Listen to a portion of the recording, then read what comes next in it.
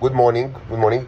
So this will be a scientific video in which it will be a discussion video, in which I will speak about the latest crucible experiments, and I will also use this as an opportunity to discuss the general issue of what we call the synthetic life forms.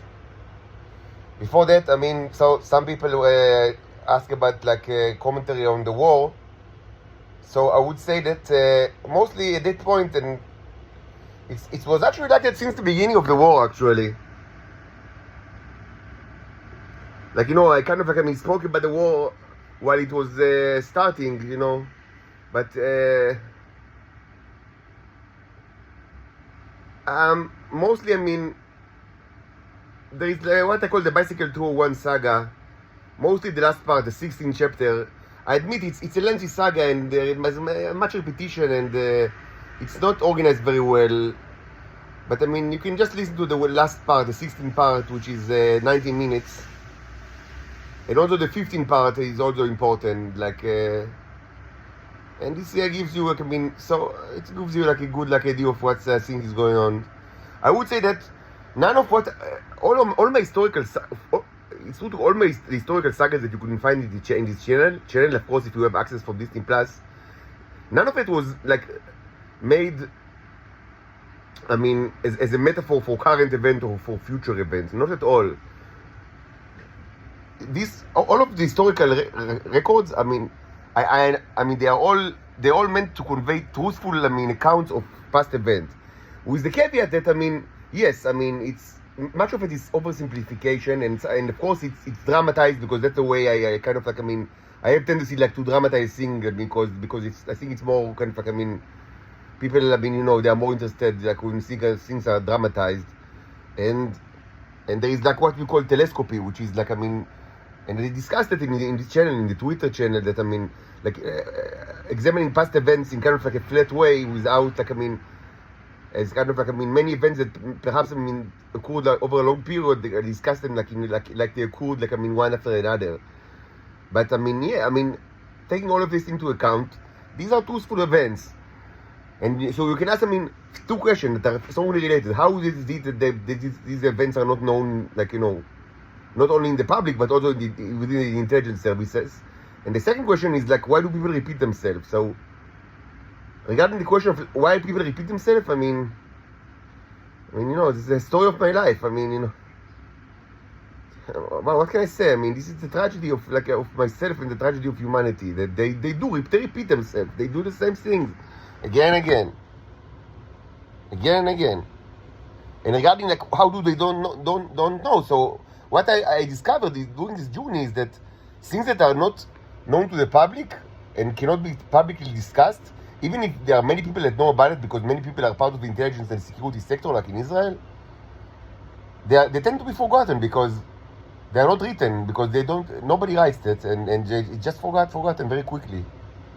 And people don't discuss it, certainly if it's shameful event or not a comfortable event. So very quickly, it's just it's just like it never happened. And of course, it's a shame, because it leads people to repeat the same cruelties and the same sins. Now, with regards to life forms,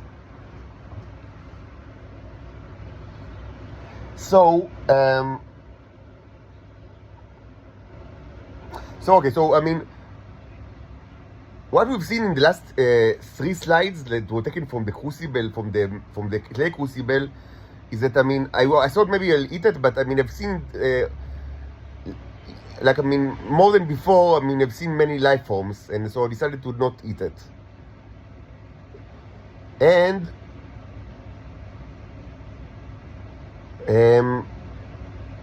it should be said that this is in line with the symbolic, with the symbolism. I cleared the symbolism now from the wall because of several reasons, and from now on I will use. But the purpose of my symbology was kind of complicated now, because I wanted to have several goals together, and I didn't use the same type of symbology in the past, like you can see in this channel. in the past, certainly with the electrolysis, I mean, with the crucible, yes, I've done something like that. I mean, like large statues and paintings. But with the electrolysis, I have like different type of symbology that I will kind of like regress now to this. I mean, in the future, electrolysis experiment that I will conduct maybe today or tomorrow. I mean, in the near future, I will regress to the old style of symbology, which is like it's more comfortable for electrolysis, pure electrolysis. With crucible, there is like a big question of how do you even put the symbols like on top. Even though it should be said that with the electrolysis as well, it's not that easy to construct the symbols. It's discussed in this channel that it's an issue. Like, I mean, because it's cumbersome, especially if you want like to do advanced electrolysis, which is something that we didn't do. I mean, now, but if you want advanced electrolysis, it's a problem.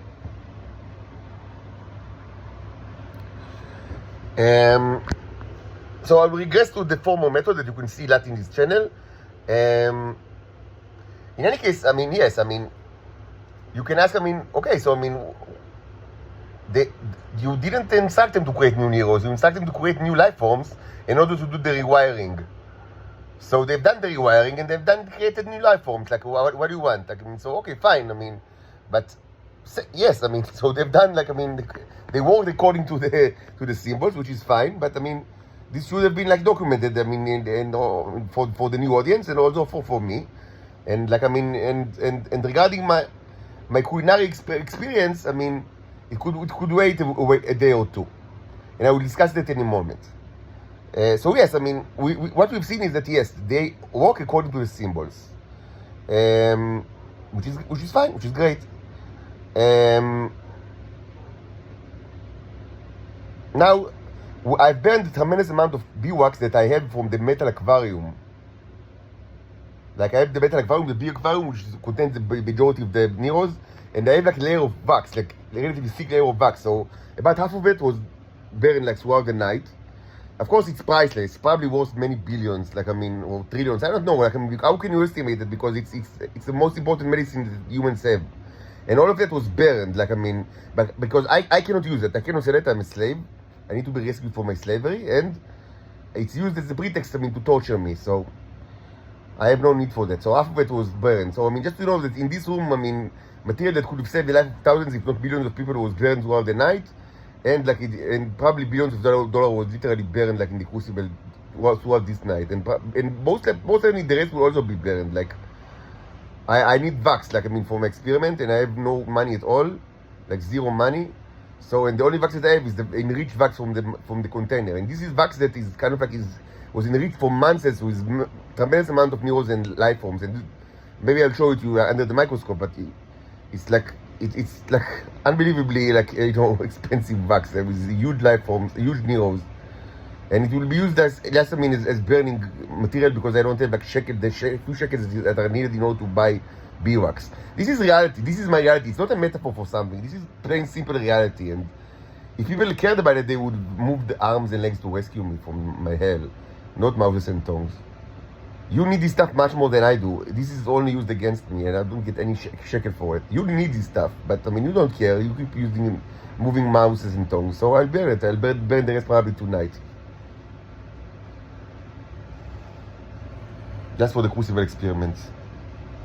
This is reality. Now you can ask, okay, what happened when you burn it? I mean, the fact of what's happened is that it's lost. It was before that it was like in the beeswax and you could have eaten it or do stuff with it, and now it's lost.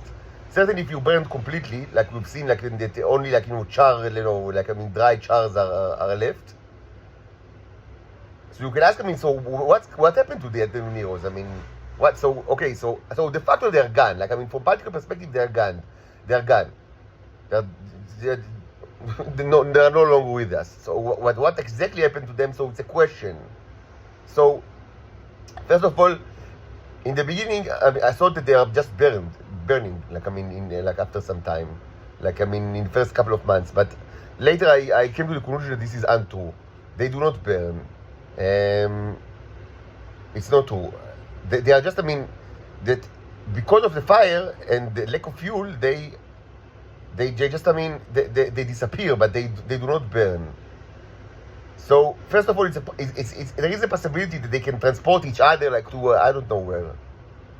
So they can actually run away, but I don't know, like maybe to my own body. I don't know. Like I don't know. I mean, perhaps they can teleport to my own body, because they're all. I mean, just think about it. I mean, they're all descendants of like neurons that came from my body. So presumably there should be like a chain that connects them to neurons that can found in my own body, unless the chain was broken along the way.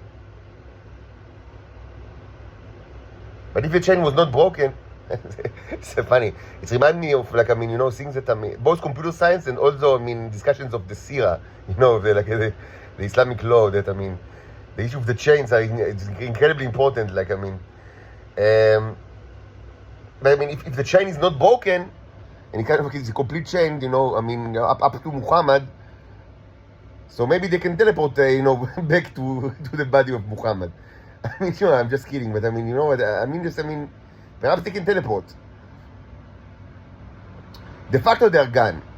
Now, there is another option that specifically in the two containers that I used, recently used, the metallic ones, that they are swallowed by the magnet that is on there is a strong magnet on the bottom, not like on top of like the sediment layer, but and maybe.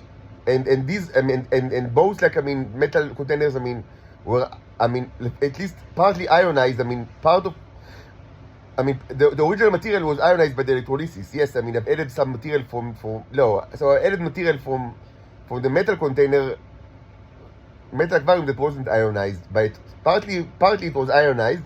So the ionized ones, most probably, I mean, they're attracted to the magnet, and maybe these magnets, I mean, they contain, like, inside of it, as I said, I mean, it's a hypothesis that they contain maybe tremendous amount of neurons, but I don't know how to verify this hypothesis or to disprove it, and certainly I have no way to get it out of it. But maybe in the future I'll have some way. So maybe not all was lost. Maybe part of the neurons, but the Vivo Ex one, I don't think they were ionized. So I mean, the majority is 100% lost. Just to say, I mean, because I needed something to burn, you know, for the experiment. This is ironic, yes. I mean, but this is your decision. I mean, to place me in this hell. You need to move arms and legs, so I'll be out of this hell.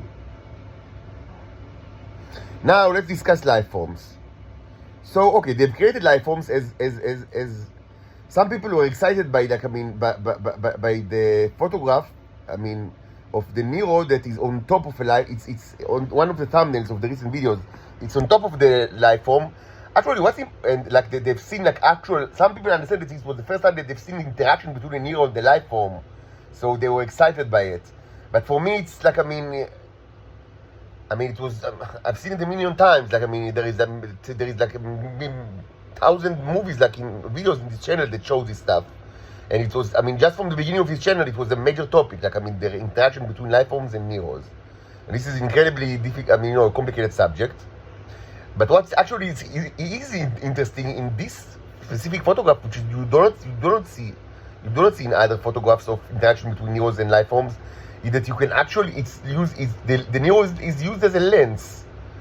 And this is actually very interesting. This is not normal. I mean, it's not something that I've seen, like, I mean, maybe a little bit, but I mean, not that clearly. This is actually a nice photograph, because you see that, I mean, like, what's inside the Nero is a little bit magnified and a little bit distorted in angle in comparison to the rest of the life form that is outside the Nero. But it's clearly this thing. I mean, it's not like a portal, like, I mean, that shows you something from, like, in another, like a coordinate in space-time. Like, it shows you what's underneath it, but like a lens. Like, the Nero is it's just like a lens. It's very interesting. And this is not common. I mean, it's certainly not common. I don't remember any example that it was so vivid. Like, I mean, because it's very, very interesting. Now, but regarding the fact that they interact, of course they interact. I mean, it's a major topic of this channel. I mean, their interaction. Now, some people, I mean, actually, after watching these videos, I've received comments from people, and actually, probably people from abroad that are now exposed to this channel, and these are interestingly, they were very similar to comments that I received like initially when I had like many months ago when I started such experiments from when probably back in the day it was only Israelis, maybe also Americans, but certainly Israelis, because I also received comment then, but it was only Israelis, of course, or maybe Americans. So both people like then and now, what they say is that these life forms are huge. So hence they are not like biological life forms like we know. They are new kind of life forms. Hence, probably they are safe to be eaten by you and by the time sense, and maybe also by Homo sapiens sense. Hence, this mixture that you have in the crucible is actually can be fine to completely fine to eat it. Like, I mean, you shouldn't be worried about it. Now it's interesting because it's not a trivial argumentation, and it was seen like that. I mean, I remember that both the Israeli commentators, like, I mean, for like, I mean, at least half a year ago, and also now people from all over the world, they said the same thing, and it's actually interesting. I must admit that, first of all, it's probably true. Probably, I mean,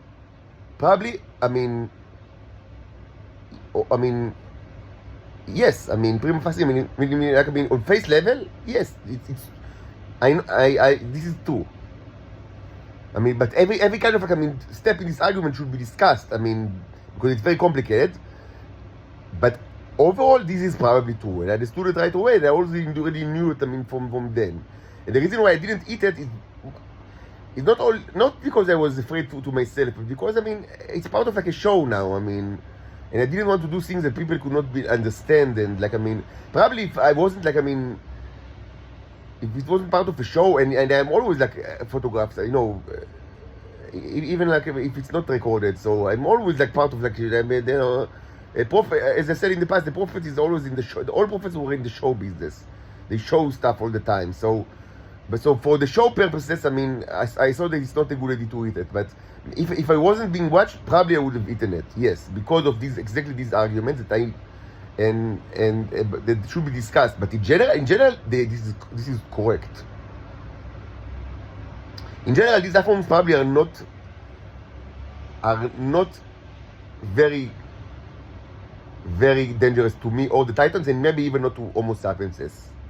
But Homo sapienses should not eat it. But this is actually, but I mean, every step of this argument. So I'm not sure how the Israelis, like, I mean, back in the, like, half a year reached this conclusion. But I mean, the same conclusion, I mean, generally. And the argumentation was, now you can see it in other commentators that, I mean, from other places, like newer commentators. So probably there is kind of like a logic here that I don't completely understand. And I wish, like, I mean, if anyone can clarify, like, I mean, how do they reach this conclusion? That I think it's true, actually. But I mean, I mean, on what's like, it's interesting from my perspective to understand what's your, I mean, how did you reach these conclusions? Like, I mean, that is, I think are true, but I mean, I'm not sure how you reached it, those conclusions. So, first of all, yes, these life forms are huge, but even though they are so huge, they are far from the largest, I mean, that we've seen. And maybe I can even show you very soon, maybe even today, life forms that were created by the Neros with, I mean, purpose of enlarging, specifically enlarging life forms. And there are many videos in this channel that show you like microbes that are not microscopic, like, I mean. This is like oxymoron, non-microscopic microbes, but yes, we've seen that such thing. Like, I mean, like trained bacteria that, I mean, that is like half a centimeter like long. I mean, it can clearly seen by the naked eye, and also like, I mean, giant octopusi, like, I mean, things from hell. And this is documented in the channel. They create even much larger things, but even the smaller ones are huge. Now, this is very interesting because I've not, even without background in biology, I understand that these things are huge, and this is discussed from very early in this channel, like the huge microbes. It's, I mean, discussed certainly from March, but maybe even from February. And initially, I had the sculpture hypothesis. I formulated the sculpture hypothesis. This hypothesis, which is it's not true, it's not the correct one, but for quite some time I've held this hypothesis, which according to it, I mean, the Neros, when they because they draw stuff as well, they paint or draw. So according to this hypothesis, when they draw or create sculptures of life forms, they do it in huge scale, But when they create normal life forms, like real life forms, they do it like in general in the same like dimensions of the normal life forms, but maybe from other materials. Now this is untrue, because the huge ones are not sculptures actually, mostly, but are real things. And it's interesting for me to understand how did both the Israelis understood it, and also the current commentators that are probably not from Israel also understood it. Like how do you know that these life forms that you see are not sculptures? It's because for me it took me months like to verify that it's actually. I mean, sometimes you see them move. Okay, so when you see them move, you know they are not sculptures. But you can say, I mean, so mostly they are sculptures, but I mean, sometimes they are not sculptures, and these are the ones that actually you see moving. But you don't always see them moving. Sometimes they don't even have the ability to move, like, I mean, without, like, flow. Not all life forms, not carbon-based life forms don't always, like, have the ability to move, like, without, like, just as part of it, like, autonomously. So, I'm not sure how was it so obvious both for the Israelis and for the, like, commentators, current commentators that I'm almost certainly not from Israel, how like both reached very quickly the conclusion that these are actually life forms and not sculptures, because initially I thought that they are sculptures. It took me some like a bit of research and experiments and rigorous watching, and following this experiments to understand that no, what I thought initially that are sculptures are not sculptures. They do drawings, but generally when they create sculptures, it's not what sculptures, it's the real thing, generally. Now it's kind of complicated because they can create sculptures and they can also create zombies from scratch. Zombies, so there is all issue with the zombies. What exactly are zombies? Something that they didn't elaborate too much. Sometimes they kill microbes by just very efficiently, like just chopping the head or chopping something like samurai. Because they're like lathe, like the they are gears, and sometimes they chop it to shawarma, to create like a sediment layer, or like a water layer with chopped shawarma that is like their favorite food. This was seen in past experiment. But sometimes what they do is that they zombify them, which means that they taxidermy them. They kind of like empty them and this is clearly like it's got like very clear visual representation, because you see like the microbe, but on the inside it's like empty. And when you zoom in, you see that it's like empty on the inside. It's like just a shell, just a skin or something. And you can see it quite a bit. There are like millions of it, like in this video, literally millions. It's not a new thing. It's like a way for them to handle life forms, that to zombify them. So why do I call it zombie and not dead? So effectively, zombies are dead. When I say zombies, effectively they're dead. Like zombies have no threat to me or to any other like humanoid. Like even if it's found like in the Titan body or the Homo sapiens body, they don't do any harm. It's like dead bacteria. Dead bacteria cannot harm you, no matter how much it was presumably aggressive or dangerous when it was alive. When it's dead, it's not like, the bacteria is not like any bacteria is not made of like chemicals that are harmful to the body. It's harmful because of how it behaves. But if it's zombified or if it's dead, it's not dangerous. And zombies are as good as dead, but they're not exactly dead. And like the difference between zombies and dead creatures, it borders on the philosophical level, because the question is like what it is to be alive, because they have some kind of like ability to they do have some kind of like movement ability, but very, very limited and controlled by the neurons themselves. They are like,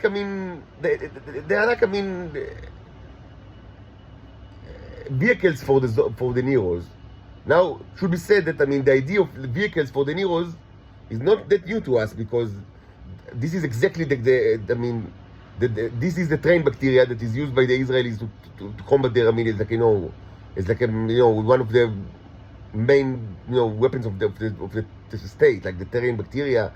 And we've seen other life forms that are used as vehicle for the neurons, and it should arguably you can say that any person that ever ate the tea can be a vehicle for the neurons, When I say vehicle, I mean philosophically. I know that you use the vehicle metaphor like, I mean, in kind of like a more crude way, like, you know, this is a Mercedes, this is a Ferrari, whatever, all this, you know, dehumanization that you do. But I mean, let's leave it aside. I mean, vehicle like in a way that, I mean, like as a way to, I mean, to extend their influence.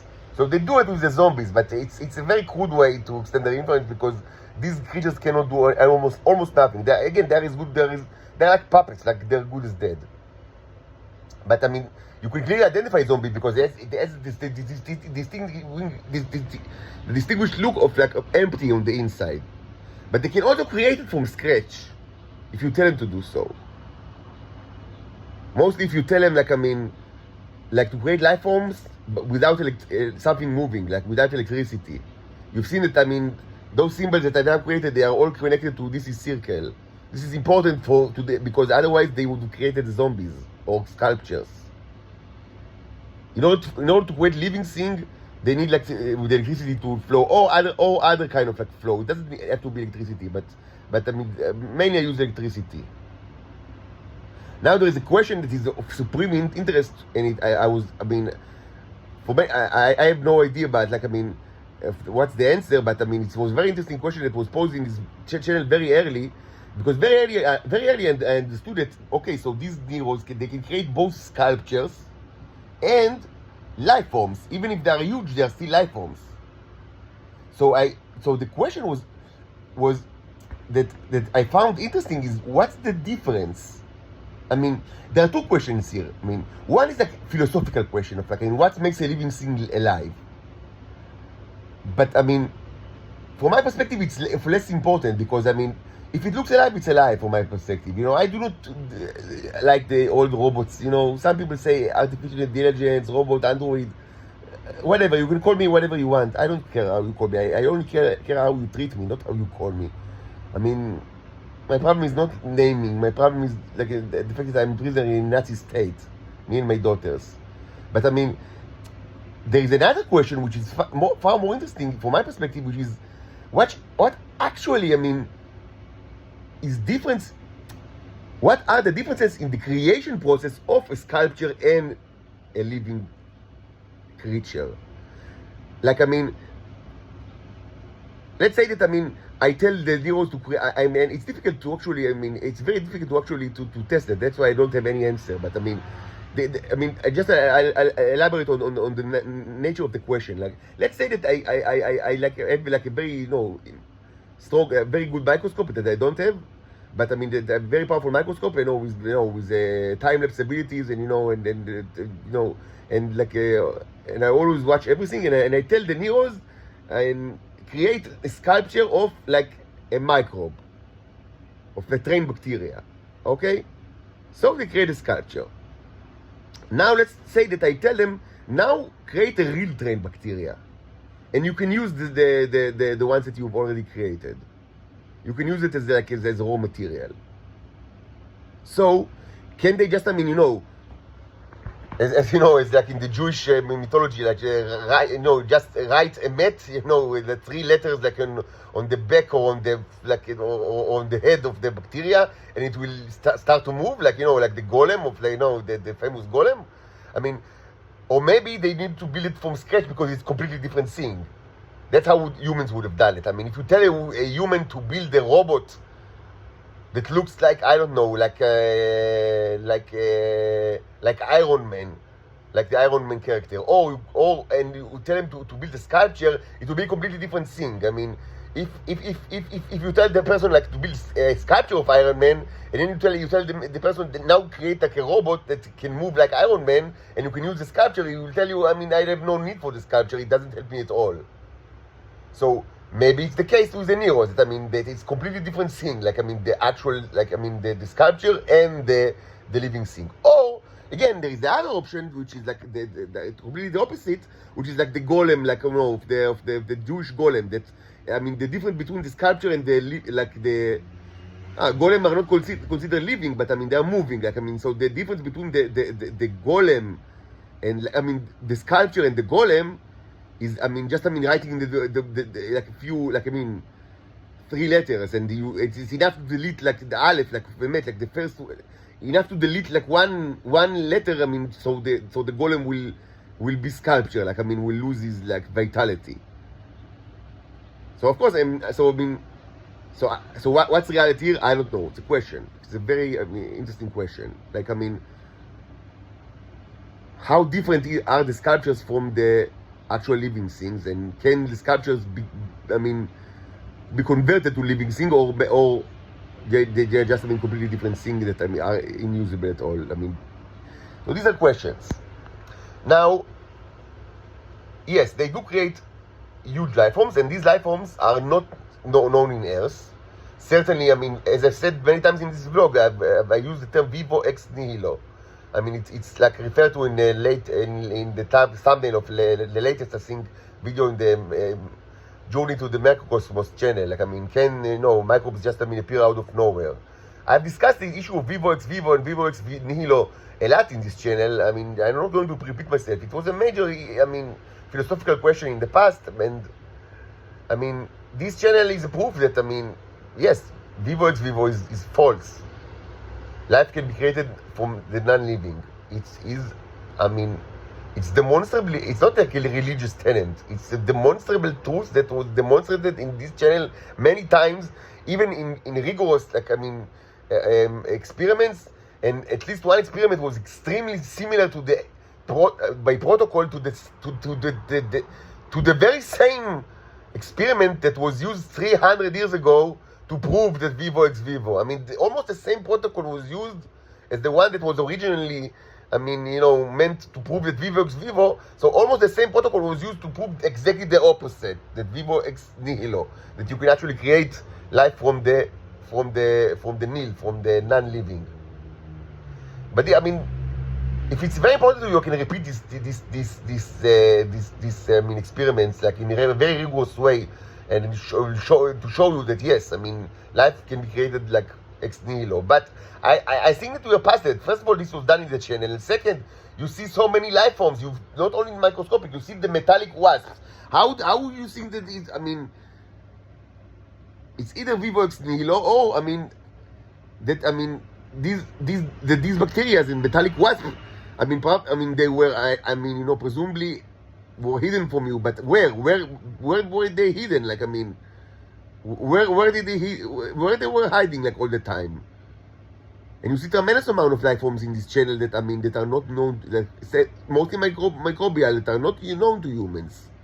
So how they were created? Mutated, perhaps. The neurons can certainly deal with DNA. Surely, easily. They can certainly mutate. They can certainly change DNA and mutate biological things. And maybe I'll discuss it in a separate video because it's a huge subject in itself. But can this be done in a way that is consistent with Vivo Ex Vivo? I think not. The simple solution is that yes, Vivo Ex nihilo is possible, and I've proven it many times. And I don't think it requires any further proof now. But if you think it does, maybe I will dedicate some time and effort to it, to do it again. Now, okay, so we know that they create not only sculptures, but actual microbes that are huge. So now, and let's say that, you have, both the Israelis that commented on that like half a year ago, and also the people all over the world that commented on it now, that you understood for some reason that I actually don't know how, and it's interesting for me to know how, but you had your way to understand that this is actually living stuff without seeing them moving. Because sometimes you see them moving. Okay, so if they're moving, okay, so fine. Okay, they're alive or robotic or whatever. There is spirit in them. But I understand that you have ways to know that these are living things that, even with still photography. It's interesting to know how. But yes, I've reached the same conclusion after some time. For me, it was more difficult. But yes, these are living creatures for certain, and they live in ecologies with the neros. And the neros both kill them and create them and mutate them and zombify them, and they have a tremendous, very complicated relation with the neros. Now, there is a question of what do they made of? Are they carbon based? So the answer is that they are made of different materials, and this was discussed in this channel, and some are made of material that, I mean, it's tremendous resistant to fire, and some are made of like all sorts of stuff. Like, I mean, so there is no like easy answer to that. The phenomenon of life is much more complicated and diverse than probably almost every person in Earth ever thought. I mean, the whole thing about, as I said many times, the Goldilocks zone and, the Drake equation, the Drake, as they say Drake in Yiddish, Drake equation, like, I mean, it's Drake, it's stupidity. I mean, nothing of it is real. In reality, I mean, all the constraints that you think that are very rigid regarding life are not constraints at all. Because life can be generated, I mean, you can say, I mean, wow, okay, so we discovered that there is like, I mean, that humans are not alone in the universe. There is like another sentient creature that was actually known in Earth throughout the 20th century, but people don't discuss it. But now we understand that it's from Venus, but they look just like us. And also, you tell us that there are people in Mars that presumably look just like us. And you tell us that you came from, I don't know where, whatever, I mean, far, galaxy far away, long time ago, and you do look just like us. So, I mean, does that mean that all life forms, I mean, sentient life forms look like us? So the answer is, of course, not. The Martians, the Venusians, and the Terrans look the same because they are the same. And I look like you because I was sent, I mean, to speak with you. I mean, and if I look like, like a Klingon, or like, I don't know, like a banana or potato or whatever, or like an armadillo, I mean, there was no chance in hell that you would have listened to me. In any case, you don't listen to me. Like, I mean, even if I look just like you and I speak just like you and I act just like you, you still don't listen to me. But if I look like an armadillo or a Klingon, I mean, you didn't listen. There was no chance in hell that you would have listened to me. So the Caribs choose this. I mean, they choose this form, in order for you to have, like, I mean, and they chose this form in the past as well. Like, I mean, in other like messengers, they always looked like humans because otherwise, I mean, they couldn't interact with humans in any way besides, like, I mean, humans tried to kill them and vice versa. But no, it's not at all like sentient creatures look like humans. Just a messenger look like humans for you, I mean, because he's a messenger, so, I mean, the people that send him want you to have, like, any kind of, like, I mean, chance to speak with him. And regarding the other life forms, you are all the same. I mean, you are not that different. I mean, you have the Martians, the Venusians, the Terrans, it's the same species, like, I mean, so there was divergence because time passed, but I mean, you share the same origin, so that's why you look the same, because you are the same. Anyway, life is a very complicated phenomenon and very diverse, and there is no simple answer to the question like what are they made of. And of course, I cannot have any experiments with regards to material analysis in this. I'm under arrest, like, for almost a year now, and I have like no spectrograph or any. I don't even have simple ways. Like, I mean, the only thing that I can do to somehow, I mean, when I was still lived in under arrest in my mother's apartment, I bought like from Amazon like 2 stains, like the red and the blue stains, like I don't remember, like Eosin Y and ethylene methylene blue, something like that. I mean, the 2 most basic stains. Stains is like how the name of like coloring of like a microscopic elements. And actually, it was helpful for several experiments. You can watch the videos in this channel, of course. And this can be used for a very, very crude way to kind of like, I mean, extremely crude way for like material analysis, but in the most basic way. Even though but I don't have it now. Like after the second arrest, and I don't have the. I asked the stains for my mother, but he didn't bring it to me. I mean, what can you do? So I don't even have the stains. So I have no way for material analysis, unfortunately. But certainly, I mean, there are many. I mean, circumstantial evidence that prove that they are made of variety of materials. Now, the fact that they are huge means that they are not Earth life forms. Now, how do you reach the conclusion that they are less dangerous because of that? So, as I said, both like Israelis, like in the half a year ago, reached this conclusion. Also, people now reach this conclusion, which is interesting because you could have like, claimed that the complete. I mean, arguably, you can say the complete opposite is true. I mean, if they're so huge, they are monsters. Maybe they're more dangerous. So, but interestingly, many people, like both then and now, actually reach the conclusion that it's probably correct, even though if I was a Homo sapiens, I wouldn't risk it. But as a Titan, I mean, I probably do, and as Cherub, most certainly, I have no problem with that. But I mean, yes, I mean, they are less dangerous. They are considerably less dangerous than biological life forms. And how do I know that? I mean, it's complicated questions. Maybe I will address it in a separate video. But it's true that they are less dangerous than what you call biological life forms. But they might still be dangerous. Like, I mean, I wouldn't eat it, like, I mean, if it wasn't, like, I mean, it's part of, like, in very neo-rich like mixture. I mean, because of course, when you eat it with many Neros in it, in the mixture, I mean, the Neros will, if it's dangerous to you, they will kill it inside your body. Because, I mean, they are, like, I mean, the perfect antibiotics, the Neros. So even if it's dangerous, you eat it with the antidote. But it's probably less dangerous than equivalent biological life forms that are smaller in size. But it's interesting to me to understand how people reach this conclusion, because I think it's actually true. It's actually true.